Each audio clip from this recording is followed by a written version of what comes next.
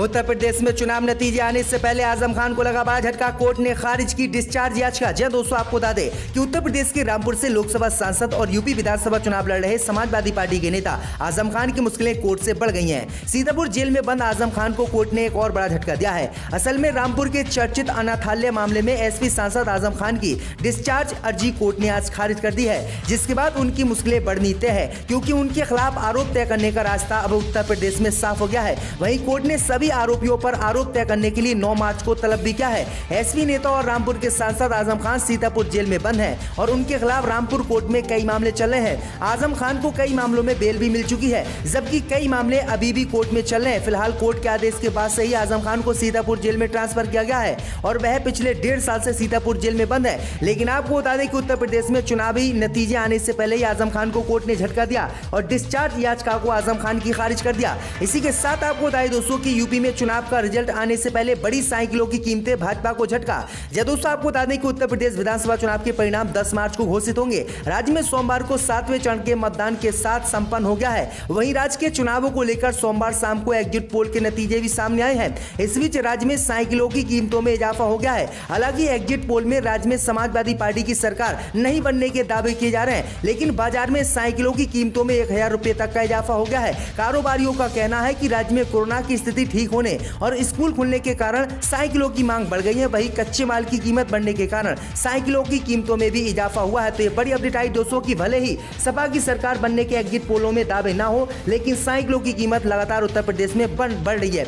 इसी के साथ आपको बताइए दोस्तों कि यूपी के एग्जिट पोल में भाजपा को बहुमत मिलने पर बोली प्रियंका गांधी, कहा नतीजों का करेंगे हम इंतजार। जब दोस्तों आपको बता दें कि उत्तर प्रदेश विधानसभा चुनाव 2022 के 7वें और अंतिम चरण की वोटिंग 7 मार्च को समाप्त हो गई। आखिरी चरण के मतदान के बाद पार्टियों की हार जीत को लेकर तमाम टीवी चैनलों के सर्वे भी सामने आए हैं। ज्यादातर सर्वे में दिखाया गया है कि भारतीय जनता पार्टी की दूसरी बार उत्तर प्रदेश में सरकार बनने जा रही है। तो वहीं अब कांग्रेस महासचिव प्रियंका गांधी वाड्रा ने एग्जिट पोल पर बड़ा बयान दिया है। दरअसल आपको बता दें कि अंतर्राष्ट्रीय महिला दिवस के मौके पर कांग्रेस महासचिव प्रियंका गांधी वाड्रा मंगलवार 8 मार्च को लखनऊ पहुंची। इस दौरान उन्होंने न्यूज एजेंसी ANI से बात करते हुए कहा है कि हम इंतजार करेंगे और देखेंगे कि चुनाव के नतीजे क्या रहते हैं। आज हम महिला दिवस मना रहे हैं। हमारी 159 महिला प्रत्याशी हैं। हमने अपनी तरफ से पूरा प्रयास किया। हम जितनी मेहनत कर सकते थे उतनी मेहनत किया है। उन्होंने कहा कि अब तो ये नतीजे आने के बाद ही पता चलेगा कि किसकी सरकार उत्तर प्रदेश में बनेगी। इसी के साथ आपको बताइए दोस्तों कि किसान नेता राकेश टिकैत की चेतावनी, मतगणना में धांधली हुई तो खराब हो जाएगा माहौल, प्रशासन होगा इसका जिम्मेदार।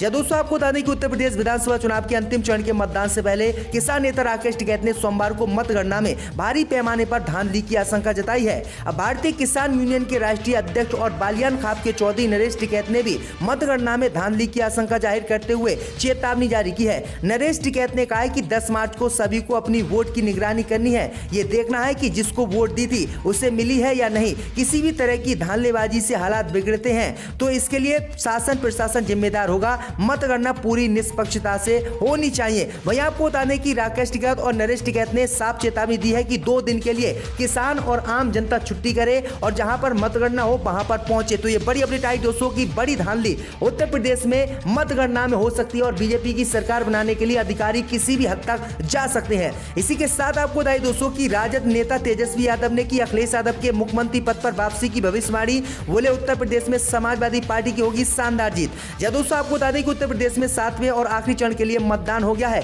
ऐसे में अब सभी को इंतजार है 10 मार्च का चुनावी नतीजों को। इसी से पहले एग्जिट पोल भी जारी किए गए हैं जिसमें बीजेपी की सरकार बन रही है और दूसरे नंबर पर समाजवादी पार्टी को दिखाया जा रहा है। इस बीच राजद नेता तेजस्वी यादव ने उत्तर प्रदेश विधानसभा चुनाव में समाजवादी पार्टी की शानदार जीत और अखिलेश यादव के मुख्यमंत्री के रूप में वापसी की भविष्यवाणी की है।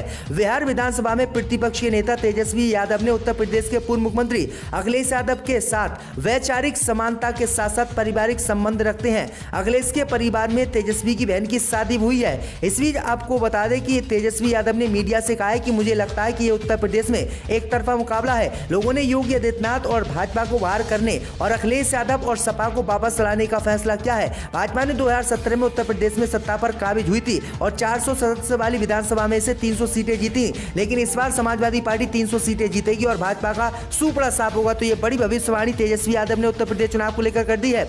इसी के साथ आपको बता दें कि दोस्तों आजम खान के बेटे अब्दुल्ला आजम खान ने राष्ट्रपति को लिखा पत्र। बोले छात्रों को यूक्रेन से सुरक्षित वापस लाए मोदी सरकार। जब दोस्तों आपको बता दें कि रूस और यूक्रेन के युद्ध के बीच मेडिकल की शिक्षा शिक्षा ग्रहण करने गए भारत के हजारों छात्र यूक्रेन में फंसे हैं, जिसको वापस लाने के लिए सरकार से अपील करने के बाद काफी छात्र छात्राओं को भारत वापस लाया गया है। समाजवादी पार्टी के नेता आजम खान के बेटे अब्दुल्ला आजम खान ने इस मामले पर सरकार पर निशाना साधा है। अब्दुल्ला आजम खान ने सरकार पर निशाना साधते हुए कहा है कि छात्र छात्राओं को बचाना कम जा रहा है, एडवर्टाइजमेंट ज्यादा किया जा रहा है। स्वार विधानसभा से समाजवादी पार्टी के प्रत्याशी अब्दुल्ला आजम खान ने एक दिन पहले ही राष्ट्रपति के नाम पत्र लिखा था और राष्ट्रपति के नाम पत्र लिखकर उन्होंने यूक्रेन से भारतीय छात्रों को निकालने की मांग की थी। इसी के साथ आपको बताएं दोस्तों कि 10 मार्च को आएंगे चुनाव परिणाम, उससे पहले सुप्रीम कोर्ट में होगा अहम फैसला।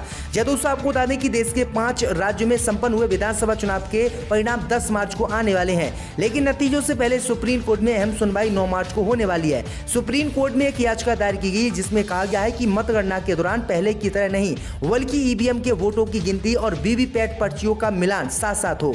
चुनाव के नतीजों से पहले वोटर वीवीपैट को लेकर दाखिल की गई इस जनहित याचिका पर सुनवाई के लिए सुप्रीम कोर्ट ने अपनी सहमति दे दी है। याचिका में ईवीएम वोटों की गिनती शुरू होते ही वीवीपैट के सत्यापन की भी मांग की गई है। सुप्रीम कोर्ट इस मामले को लेकर 9 मार्च को सुनवाई करेगा, क्योंकि इन्होंने आशंका जताई है कि जब ईवीएम से खाली वोट गिने जाते हैं तो धांधली होती है और पर्चियों को नहीं गिना जाता है। इसी के साथ आपको बताएं दोस्तों कि उत्तर प्रदेश में चुनाव में ड्यूटी के दौरान जान गंवाने वाले कर्मियों के परिजनों को मिलेगा विशेष मुआवजा 15 लाख और असाधारण पेंशन का किया सरकार ने ऐलान।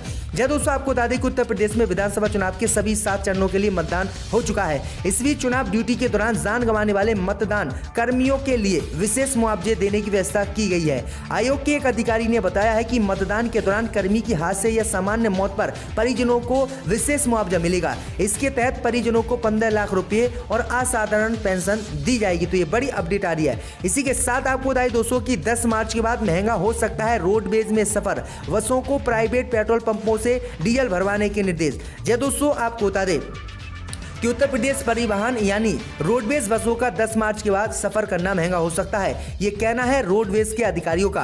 दरअसल आपको बता दें कि बरेली मंडल में 600 से अधिक बसें हैं। इन बसों में डीजल डालने के लिए रोडवेज के वर्कशॉप में ही पंप लगे हुए हैं। पहले इन्हीं पंपों से बसों में डीजल भरा जाता था, लेकिन बरेली की रोडवेज बसें बाहर के पेट्रोल पंप से डीजल भरवा रही हैं, जबकि रोडवेज वर्कशॉप में पंप लगा है। दरअसल आपको बता दें कि तेल कंपनियों ने परिवहन निगम जैसे बड़े ट्रांसपोर्ट एजेंसियों को प्राइवेट पंपों की अपेक्षा अधिक महंगा डीजल देने के आदेश जारी किए हैं। अगर अधिकारियों की माने तो 30,000 लीटर डीजल की खपत होती है। निजी पंपों के मुकाबले रोडवेज का तेल कंपनियों से सीधा कराता, इसी के चलते उन्हें डीजल सस्ता मिलता था। लेकिन हाल में अंतर्राष्ट्रीय बाजार में कच्चे तेल की कीमतों में उछाल हो गया, जिससे अब सरकार ने भी पेट्रोल डीजल पर दाम बढ़ाने का ऐलान कर दिया है। इसी को लेकर अब ये कार्रवाई की जा रही है। इसी के साथ आपको बताएं दोस्तों कि पूर्वांचल को लेकर बोले ओपी राजभर, हम 47 में से 45 सीटें जीतेंगे। दोस्तों आपको बता दें कि उत्तर प्रदेश विधानसभा चुनाव के तहत सोमवार को 7वें और अंतिम चरण का मतदान हो गया। सपा के प्रमुख ओपी राजभर ने कहा है कि बीजेपी और बीएसपी गाजीपुर, मऊ, आजमगढ़, अंबेडकर नगर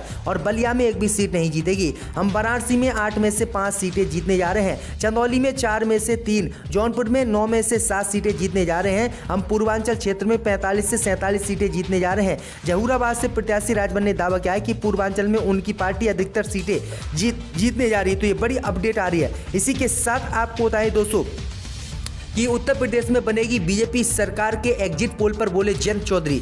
दोस्तों आपको बता दें कि उत्तर प्रदेश विधानसभा चुनाव के नतीजे 10 मार्च को आ रहे हैं, लेकिन उससे पहले एग्जिट पोल सामने आ चुके हैं। एग्जिट पोल के मुताबिक बीजेपी सरकार एक बार फिर से सरकार बनाते हुए दिख रही है। इसी एग्जिट पोल पर बोलते हुए जयंत चौधरी ने नतीजों को गलत ठहराते हुए कहा कि पता नहीं कहां से इनको ये डेटा मिलता है। जयंत चौधरी ने कहा कि जब तक ईवीएम खुल नहीं जाता किसी को नतीजों का पता नहीं चलता। एग्जिट पोल की खास प्रक्रिया होती है। मैंने पोलिंग बूथ पर इन एग्जिट पोल के डेटा को इकट्ठे करने वाले किसी व्यक्ति को नहीं देखा। जयंत ने आगे कहा कि पता नहीं इनको ये डेटा कहां से मिलता है। ये एक केवल नजरिया है जिससे मैं सहमत नहीं हूं। एग्जिट पोल केवल मानसिक दबाव बनाने के लिए होते हैं। तो ये बड़ी अपडेट आई दोस्तों की जो इन्होंने तो एग्जिट पोल को गलत ही बता दिया है। इसी के साथ आपको बताएं दोस्तों कि इलाहाबाद हाई कोर्ट ने योगी सरकार के फैसले पर लगाई मोहर। झांसी रेलवे स्टेशन का नाम बदलकर वीरांगना लक्ष्मीबाई करने को बताया सही। दोस्तों आपको बता दें कि इलाहाबाद हाई कोर्ट ने उत्तर प्रदेश की योगी आदित्यनाथ सरकार के एक फैसले पर मोहर लगाते हुए याचिका करने वालों को बड़ा झटका दिया है। असल में उत्तर प्रदेश सरकार ने झांसी रेलवे स्टेशन का नाम बदलने के फैसले के खिलाफ दायर याचिका पर इलाहाबाद हाई कोर्ट ने कहा है कि रानी लक्ष्मीबाई ने अंग्रेजों के खिलाफ लड़ाई में कुर्बानी दी थी, इसलिए झांसी को वीरांगना लक्ष्मीबाई के नाम से जाना जाना चाहिए। याचिकाकर्ता का कहना था कि झांसी रेलवे स्टेशन का नाम नहीं बदला जाना चाहिए क्योंकि इससे लोग भ्रमित हो रहे हैं। योगी आदित्यनाथ सरकार ने अपने 5 साल के कार्यकाल में कई स्टेशन शहरों का नाम बदला है, इसमें झांसी रेलवे स्टेशन का